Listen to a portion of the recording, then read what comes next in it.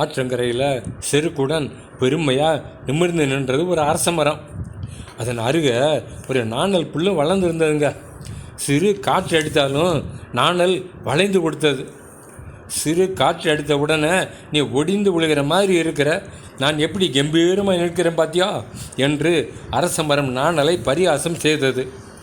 நாணலோ பதில் எதுவும் சொல்லாமல் புன்னகைத்ததுங்க. ஒரு நாள் மழையுடன் பெரும் புயல் அடித்தது. வலிமை மிகுந்த அரச மரம் வேரோடு சாஞ்சிருச்சிங்க. இதுக்கு என்ன காரணம் அப்படின்னு அரச மரம் நாணல்கிட்ட கேட்டுச்சு. நாணல், நண்பனே, நீ அகங்காரமாய் செருக்குடன் காற்றை எதிர்த்து நின்றாய். நானோ பணிவுடன் வளைந்து கொடுத்தேன். செருக்கடைந்து திமிராக கிடந்த நீ சாக கிடக்கிற, பணிந்து போன நான் வாழ்கிறேன் என்று பதில் கூறியது. அதுதானுங்க உண்மை. வேதத்திலும் இதை பற்றி எழுதப்பட்டு இருக்குங்க. நீதிமொழிகள் 16:19 அகங்காரியாய் இருப்பதை பார்க்கிலும் மனத்தாழ்மையாய் இருப்பது நலம்.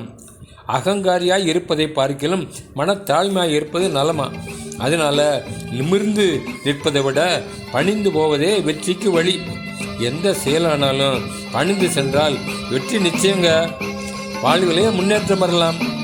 Okay, bye friends.